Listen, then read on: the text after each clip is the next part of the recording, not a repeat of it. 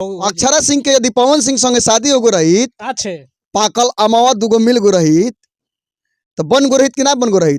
अब देखली कि दुगो पाकल आम मिलल ना। पवन सिंह जी हमको डांट डांट कर गवा रहे थे कि ऐसे नहीं ऐसे गाओ, ऐसे नहीं ऐसे गाओ। आ तू आज कह तरु कि हम एयरपोर्ट पे खड़ा बनी फरियाल।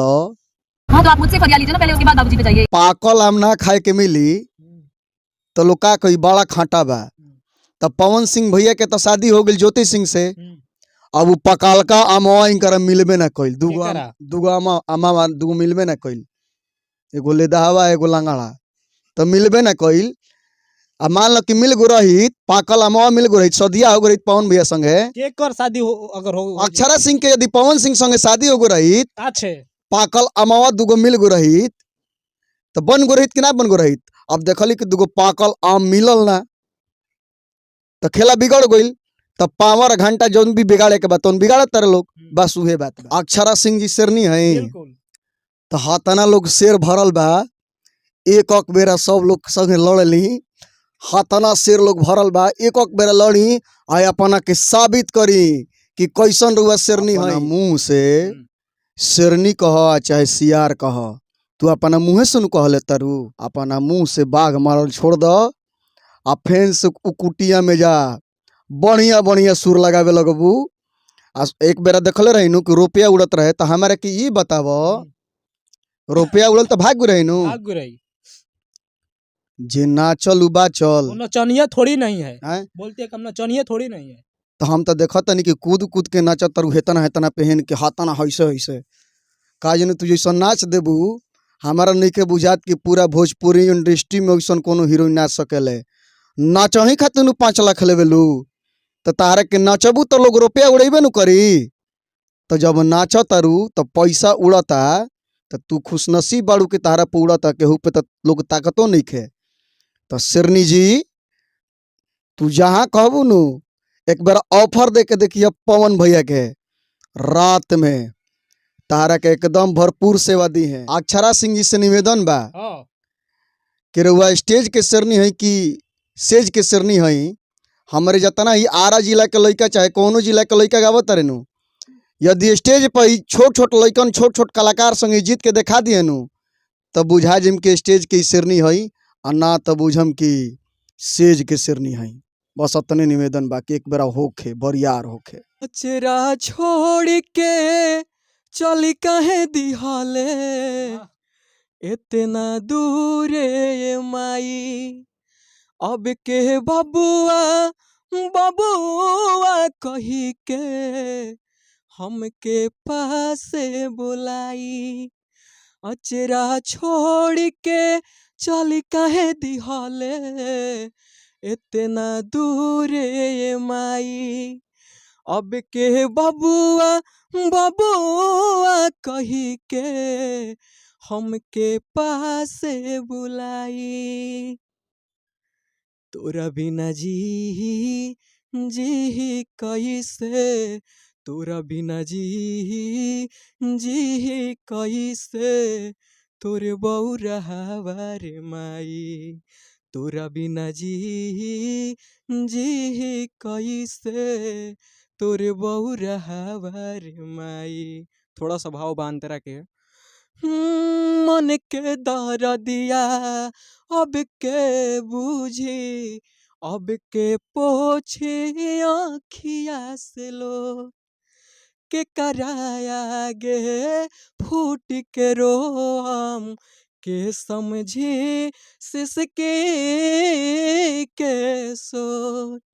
मन के दर्दिया अब के बूझी, अब के पोछे आँखिया से लो। के कराया गे फूट के रोम, के समझे सिसके के सो। बिन कहले दुखा वाजे बूझे, ऐसन केहू ना हो पाई। तोरा बिना जी कैसे, तोरे बौरहवा रे माई। माई माई माई माई माई।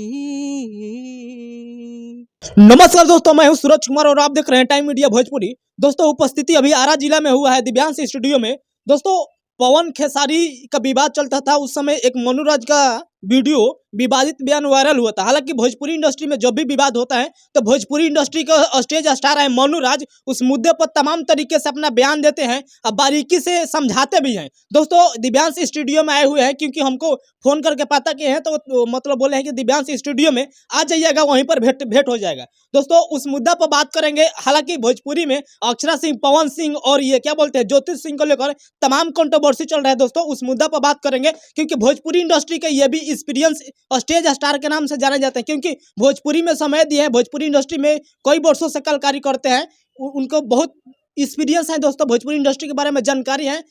आइए एक बार इधर आ जाइए आप। देखिए, मनुराज जी यहीं पर उपस्थित है, भोजपुरी इंडस्ट्री का स्टेज स्टार। हालांकि भोजपुरी इंडस्ट्री का एक सितारा है मनुराज। तमाम सोशल मीडिया पर गाना वायरल होते रहते हैं। दोस्तों, भोजपुरी में जो भी विवाद चलता है दोस्तों, दम शानदार तरीके से बयान देते हैं, क्योंकि भोजपुरी इंडस्ट्री में कई वर्षों से ये भी कलाकारी करते हैं। भैया, स्वागत है आज अचानक दिव्यांश स्टूडियो में। आई पहले पहले बैठे बिल्कुल बैठे। बिल्कुल। सबसे पहले टाइम मीडिया भोजपुरी के जे भी रसिक श्रोतागण बनी फेसबुक के और यूट्यूब चैनल के माध्यम से तमाम श्रोता सुनइए के मनुराज और मनुराज के पूरा टीम के तरफ से गोड़ छुके गोड़ लागत नहीं, आशीर्वाद के कामना बा। अच्छा, एक शिल्पी राज जो आपका गाना वायरल तमाम सोशल मीडिया पर हो रहा है, चाहेंगे कि शिल्पी राज भी भोजपुरी इंडस्ट्री के सुपर स्टार है, उनके साथ एक ड्यूट गाना आया है, चाहेंगे कि दर्शकों के बीच वो गाना को रख दीजिए भैया।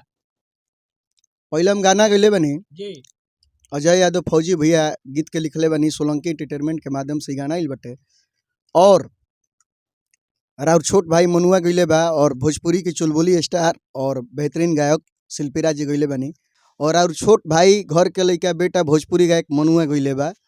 गाना पहले हम गावतनी। ए जनुआ व नजी भर के प्यार करी, वाह, दूर भागे लुकाहे सट न भिरी। ए जनुआ व नजी भर के प्यार करी, दूर भागे लुकाहे सट न भिरी। रह अखिए के हरदम सोझा। तो शिल्पी जी कहले बनी, तोहरे नामे बाटे हमरो जवानी, राजभोग राजा हो जा। तोहरे नामे बाटे हमरो जवानी, राजभोग राजा हो जा। आप लोग से निवेदन बा कि सोलंकी एंटरटेनमेंट के माध्यम से गाना इलबटू यूट्यूब चैनल बा, और रुआ सभी सुनी और एको गो रील जरूर बनाई, राजभोग राजा हो जाए एल्बम के नाम बा। इसके बाद कौन सा गाना आने वाला है भैया? अभी दिव्य शक्ति से बहुत खतरनाक गाना आ रहा बटुए, सैड सॉन्ग बटुए, रोमांटिक सॉन्ग बा, कुछ दमंगई मैटर बटुए, जो कि दिव्यांश स्टूडियो में ही रिकॉर्डिंग भइल बा। बारी बारी से नयका साल में रुआ लोग के सुनावल जाई और भरपूर एंटरटेनमेंट दिखल जाई।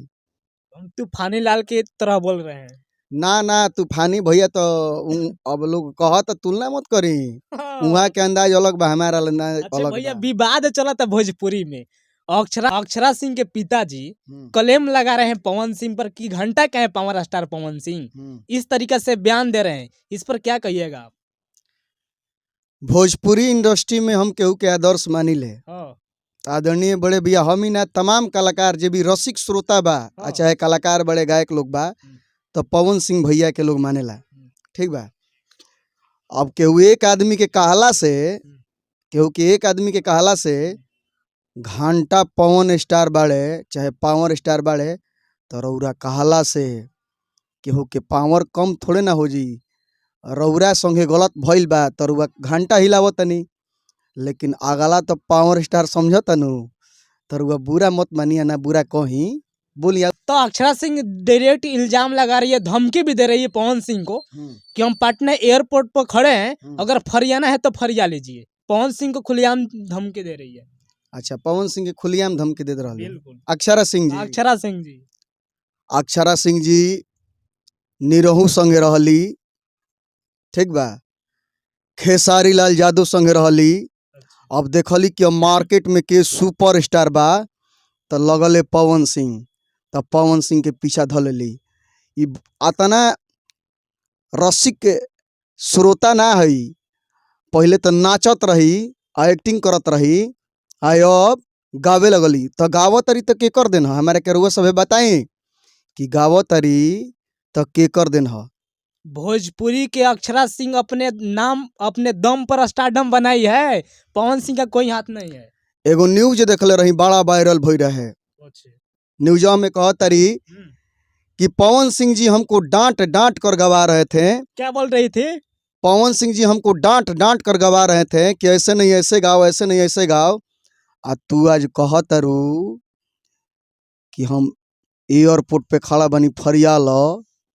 वो तो अगला ऐसन बाड़न पवन भैया कि तहार जवाब ना देवेले।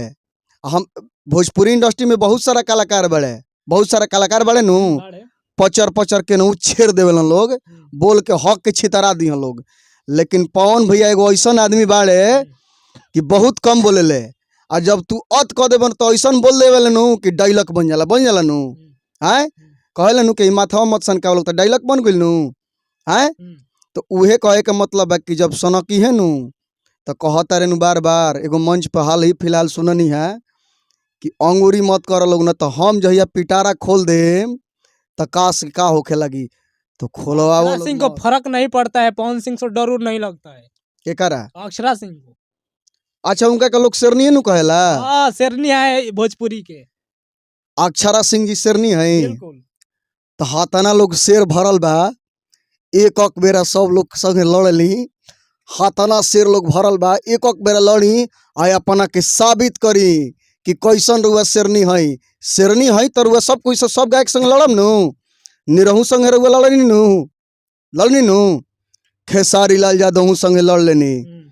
पवन सिंह ठेकैले तनी सा नु, पवन सिंह तनी से ठेकैले तो ई शेरनी हो गेली। आ एक बार फेन से तू लड़ के देखो, महा शेरनी हो जेबू। तारा से निवेदन बा कि तू महा शेरनी हो जा, आ भोजपुरी के सुपर डुपर खूपर स्टार हो जा तू।